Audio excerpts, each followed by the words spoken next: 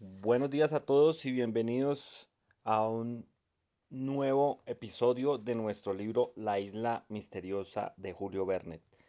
Capítulo 3, parte 3. Esta parte se titula Defensa contra la nave pirata. La noche transcurrió sin incidentes. Los colonos estaban alerta y no habían abandonado el puesto de las chimeneas. Los piratas, por su parte, parecían intencionados a desembarcar. Desde que se oyeron los últimos tiros de fusil dirigidos contra Ayrton, ni una detonación ni el menor ruido habían anunciado la presencia del brig en las costas de la isla, y casi podía creerse que habían levado el ancla pensando tener que rebelárselas con una población numerosa y se habían alejado de aquellos parajes. Pero no era así, y cuando comenzó a rayar el alba, los colonos pudieron entrever a través de las brumas de la mañana una masa confusa. Era el Speedy. Amigos míos, dijo entonces el ingeniero, voy a darles la disposición que me parece conveniente tomar antes de que se disipe la niebla que nos oculta a la vista de los piratas, durante la cual podremos operar sin llamar la atención. Lo que importa sobre todo es hacer creer a esos malhechores que los habitantes de la isla son muchos y por consiguiente capaces de resistirlos. Propongo pues que nos dividamos en tres grupos, que se apostarán el primero aquí en las chimeneas y el segundo en la desembocadura del río de la Merced. En cuanto al tercero, creo que será bueno situarlo en el islote para impedir o retardar al menos toda tentativa de desembarco. Tenemos dos carabinas y cuatro fusiles.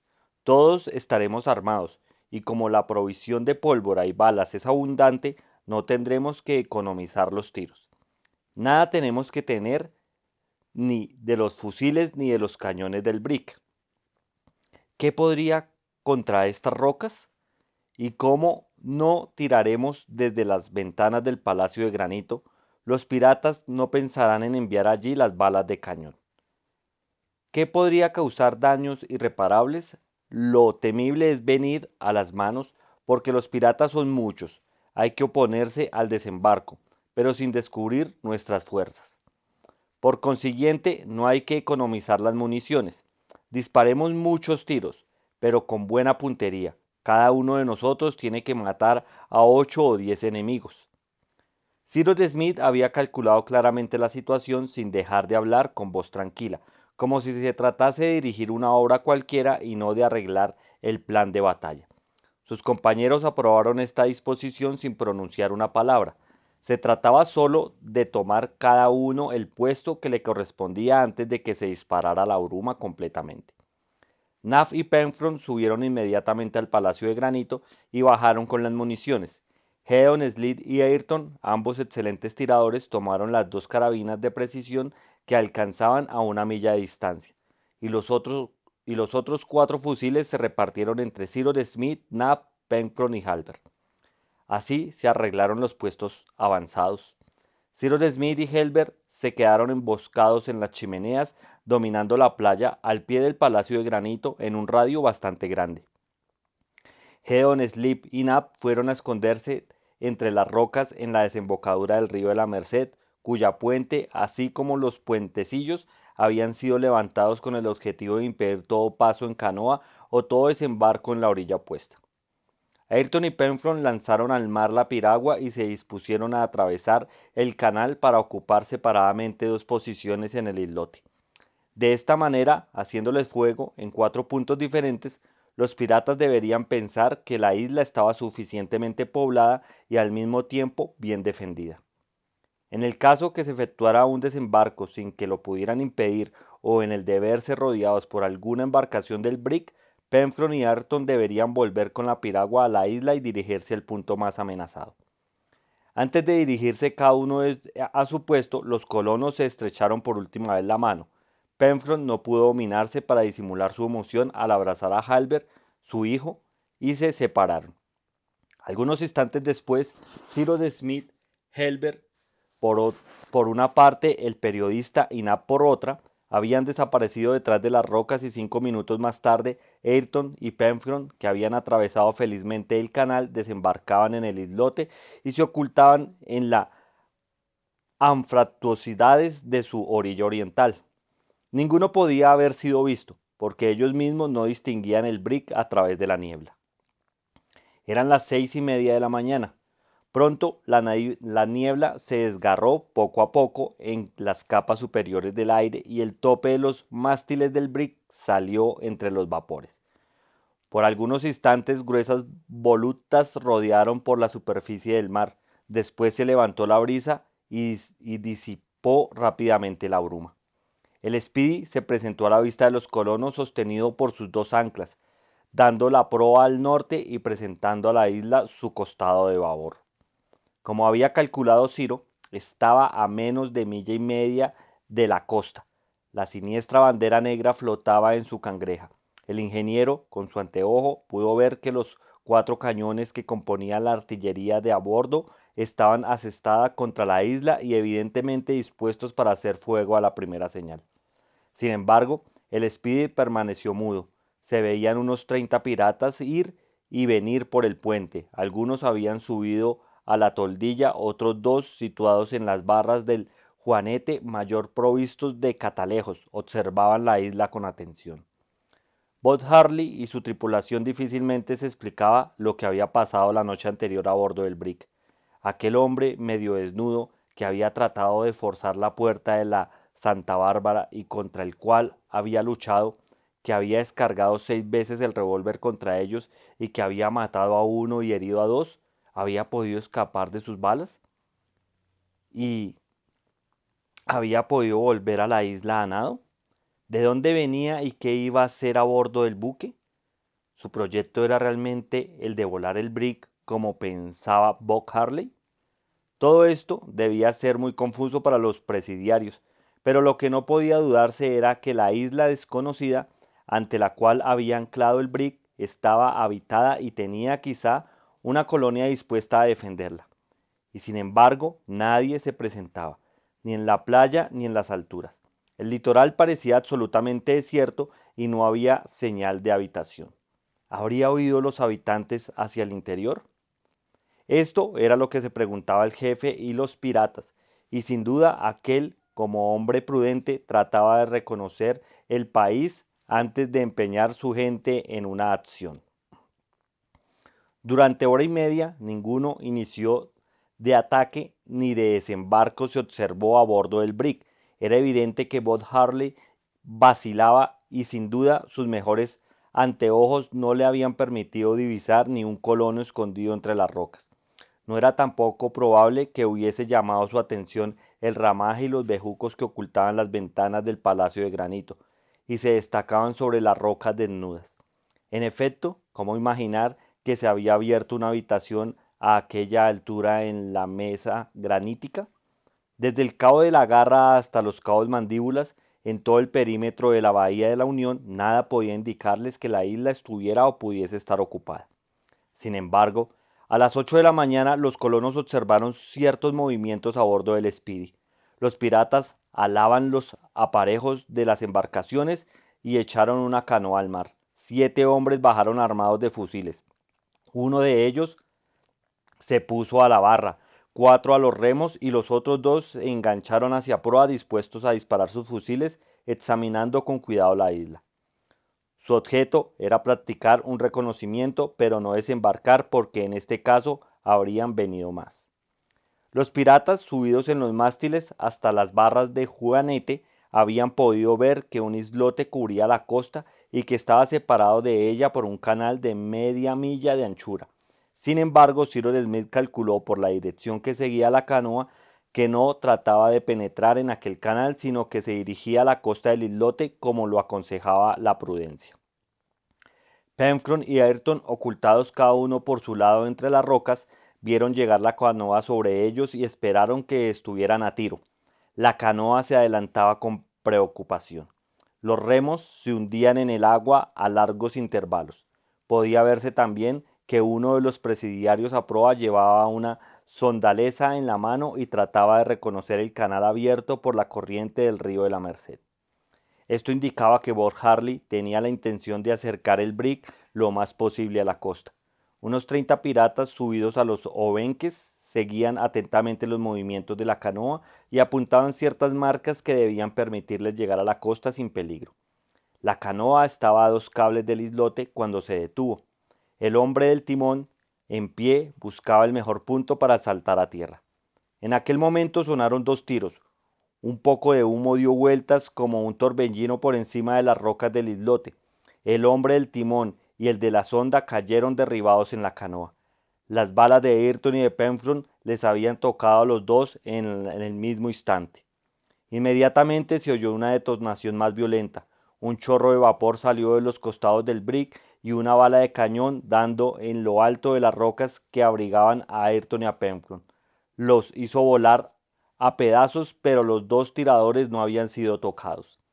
Horribles imprecaciones se escaparon de la canoa, que emprendió inmediatamente su marcha. El hombre del timón fue reemplazado por uno de los compañeros y los remos se hundieron en el agua.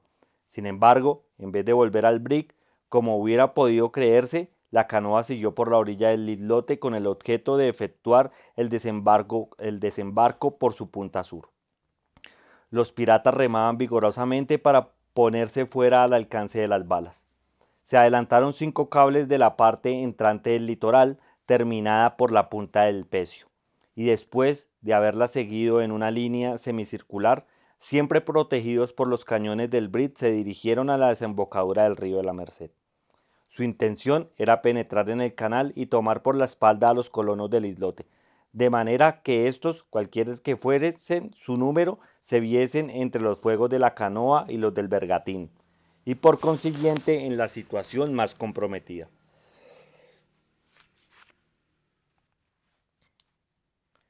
Un cuarto de hora pasó, durante el cual la canoa avanzó en esta dirección en medio de un silencio absoluto y de una calma completa en el aire y en el agua.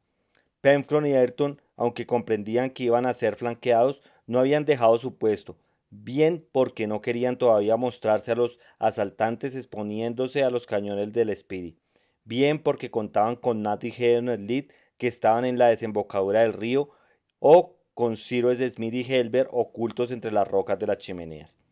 20 minutos después de los primeros disparos, la canoa estaba enfrente de la desembocadura del río de la Merced, a menos de 2 cables, como el flujo comenzaba con su violencia habitual.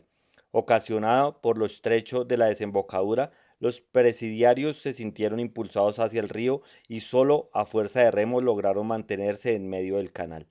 Pero, como pasaba a buen alcance de la desembocadura, 2 balas le saludaron al paso y 2 quedaron tendidos en la embarcación. Nab y Slip tampoco habían errado. Inmediatamente el brig envió una segunda bala al puesto que se descubría por el humo de las armas de fuego, pero sin más resultados que hacer saltar algunas puntas de roca. En aquel momento la canoa no llevaba más que 3 hombres útiles para el combate. Tomada por la corriente, enfiló el canal con la rapidez de una flecha, pasó delante de Cyrus Smith y Helber, que no juzgándolo a la buen alcance, permanecieron mudos y después doblando la punta norte del islote, con los 2 remos que le quedaban se dirigieron a toda prisa hacia el brig. Hasta entonces los colonos no tenían de qué quejarse. La partida empezaba mal para sus adversarios. Estos tenían ya 4 hombres heridos gravemente o muertos quizás, y ellos por el contrario estaban ilesos y no habían perdido una bala. Si los piratas continuaban atacándolos de este modo, si renovaban otras tentativas de desembarco por medio de la canoa, podían ser destruidos uno a uno. Ahora vemos perfectamente cuán acertados eran las disposiciones adoptadas por el ingeniero. Los piratas podían creer que tenían que vérselas con adversarios numerosos y bien armados que sería difícil dominar. Media hora tardó la canoa que tenía que luchar contra la corriente del mar en llegar al Speedy. Cuando sus tripulantes subieron a bordo con los heridos resonaron gritos espantosos y se dispararon 3 o 4 cañonazos que no podían producir ningún resultado. Pero entonces otros piratas, ebrios de cólera y quizás también de las libaciones de la víspera, se arrojaron a la embarcación. Eran 12. Lanzóse al mar una segunda canoa, en la cual entraron otros 8 hombres, y mientras la primera se dirigía rectamente al islote para arrojar de él a los colonos, la segunda maniobra para forzar la entrada del río de la Merced. La situación era evidentemente peligrosísima para Penfron y Ayrton, y comprendieron que debían volver a tierra franca. Sin embargo, esperaron a que la primera canoa estuviese al alcance de sus fusiles, y dos balas diestramente dirigidas volvieron a introducir el desorden de la tripulación. Después Penfron y Ayrton abandonaron su puesto, no sin haber sufrido una descarga de 10 tiros. Atravesaron el islote con toda la rapidez que les permitió sus piernas. Se lanzaron a la piragua, pasaron el canal en el momento en que la segunda canoa llegaba a la punta sur y corrieron a refugiarse a las chimeneas. Apenas habían llegado donde estaba Cyrus Smith y Helber, se vio invadido el islote y los piratas de la primera embarcación lo recorrieron en todo sentido. Casi al mismo tiempo, nuevas detonaciones estallaron en el puesto del río de la Merced, el cual se había acercado rápidamente la segunda canoa. De los 8 hombres que la tripulaban, 2 quedaron mortalmente heridos con Gedeon, Slid y Nab, y la misma embarcación, irresistiblemente impulsada sobre los arrecifes, se rompió a la desembocadura del río de la Merced. Pero los 6 supervivientes, levantando sus armas por encima de la cabeza para preservarlas del contacto del agua, consiguieron tomar pie en la orilla derecha del río y después, viéndose expuestos al fuego del enemigo que los perseguía, huyeron a todo correr en dirección de la punta del Pecio, fuera del alcance de las balas. La situación era la siguiente. En el islote 12 presidiarios, varios de ellos heridos, pero que tenían una canoa a su disposición, y en la isla 6, que habían desembarcado, pero que estaban imposibilitados de llegar al Palacio de Granito porque no podían atravesar el río cuyos puentes estaban levantados. Esto marcha, esto marcha, dijo Pencroff, precipitándose en el interior de las chimeneas. Esto marcha, señor Ciro. ¿Qué le parece? Me parece, contestó el ingeniero, que el combate va a tomar una nueva forma, porque no puedo suponerse que esos bribones sean tan estúpidos que lo continúen en condiciones tan desfavorables para ellos. No atraviesan el canal, dijo el marino. Las carabinas de Ayrton y del señor Slid están ahí para impedírselos. Ya sabe que alcanzan más de una milla. Sin duda, contestó Helbert. Pero ¿qué pueden hacer 2 carabinas contra los cañones del brig? El brig no está todavía en el canal, me parece a mí, repuso Penfield. Y si viene, dijo Cyrus Smith, es imposible porque se arriesgarían a encallar y a perderse. Es posible, repuso entonces Ayrton. Los piratas pueden aprovechar la marea alta para entrar en el canal, aunque luego encallen a marea baja, y entonces, bajo el fuego de sus cañones, nuestras posiciones no serían ya sostenibles. ¡Mil diablos del infierno! Exclamó Penfield. Parece en verdad que ese canalla se prepara a levar anclas. Tal vez nos veamos obligados a refugiarnos en el Palacio de Granito, observó Helbert. Esperemos, repuso Cyrus Smith. Pero Nab y el señor Slip, observó a Penfield. Ya se nos unirá a su debido tiempo. Esté preparado, Ayrton. Su carabina y la de Slip son las que deben hablar ahora. Era cierto, el Speedy comenzaba a virar sobre su ancla y manifestaba la intención de acercarse al islote. La marea debía subir durante hora y media, y habiendo disminuido la corriente del flujo, hacía fácil la maniobra para el brig. Pero en cuanto a entrar en el canal, Penfron, contra la opinión de Ayrton, no podía admitir que pensasen intentarlo. Durante este tiempo los piratas que ocupaban el islote se habían acercado a la orilla opuesta y estaban separados de la tierra solo por el canal. Armados de fusiles, no podían hacer daño a los colonos ocultos en las chimeneas y en la desembocadura del río de la Merced, pero no creyéndolos provistos de carabinas de largo alcance, pensaban que no corrían peligro alguno y paseaban por la isla a pecho descubierto, acercándose continuamente a la playa. Sus ilusiones duraron poco. Las carabinas de Ayrton y Gedeon Slid hablaron y dijeron cosas desagradables a 2 de los piratas, pues cayeron tendidos de espaldas. Entonces los demás se desembandaron sin guardar siquiera a recoger a sus compañeros heridos o muertos. Pasando a toda prisa al otro lado del islote, se lanzaron a la embarcación que les había llevado y se dirigieron al brig. ¡Ocho menos! Gritó Penfron. Verdaderamente parece que Ayrton y el señor Slid obedecen perfectamente a la consigna para operar. Señores, dijo Ayrton volviendo a cargar su carabina, la cosa se va poniendo fea porque el brig apareja. El ancla está a pique, repuso Pencroff. Sí, ya larga el fondo. En efecto, se oía claramente el ruido metálico del linguete, que chocaba sobre el montante a medida que viraba el brick. El Speedy había sido atraído al principio por su ancla, y después, cuando ésta estuvo arrancada del fondo, comenzó a derivar hacia la costa. El viento soplaba del mar. Se izaron el foque mayor y la gavia, y el buque se fue acercando poco a poco a tierra. Desde las dos posiciones de la Merced y de las chimeneas les miraban los colonos maniobrar sin dar señales de vida, pero no sin cierta emoción. Los colonos iban a verse en una situación terrible cuando a corta distancia se vieran expuestos al fuego de los cañones del Brit y sin poder responder útilmente. ¿Cómo impedir entonces el desembarco de los piratas? Cyrus Smith comprendía perfectamente el peligro y se preguntaba para sí qué se debía hacer. Dentro de poco tendría que tomar una determinación, pero ¿cuál? Encerrarse en el palacio de granito, dejarse sitiar, mantener en él por espacio de semanas y aún de meses, puesto que tenían víveres en abundancia. Bien, y después, los piratas no por eso dejarían de ser dueños de la isla. La arrasarían y con el tiempo acabarían por vencer y dominar a los presos del palacio de granito.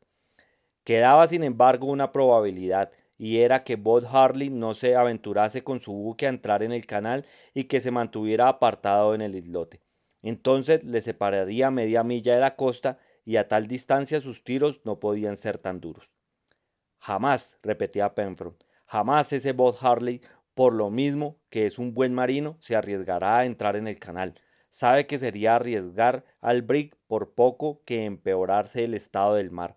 ¿Y qué sería de él sin su buque? Entretanto el brig se había acercado al islote y pudo observarse que trataba de llegar a su extremo inferior. La brisa era ligera, y como la corriente había perdido mucho parte de su fuerza, Bob Harvey era absolutamente dueño de maniobrar como le pareciese. El rumbo seguido anteriormente por la embarcación le había permitido reconocer el canal y en él penetró audazmente. Su proyecto era demasiado visible. Quería plantarse delante de la chimenea y desde allí responder con los cañones a las balas que hasta entonces había diezmado su tripulación. Pronto el Speedy llegó a la punta del islote, la dobló fácilmente, largó la cangreja y el Brit, ciñendo el viento, se encontró enfrente del río de la Merced. ¡Los bandidos! ¡Ya vienen! exclamó Pencroff. En aquel momento Nab y Gedeon Smith llegaron a donde estaba Cyrus Smith y Ayrton, el marino y Halbert. El periodista y Nab habían estimado más conveniente abandonar la posición de la Merced, donde no podían hacer nada contra el buque, y habían obrado cuerdamente.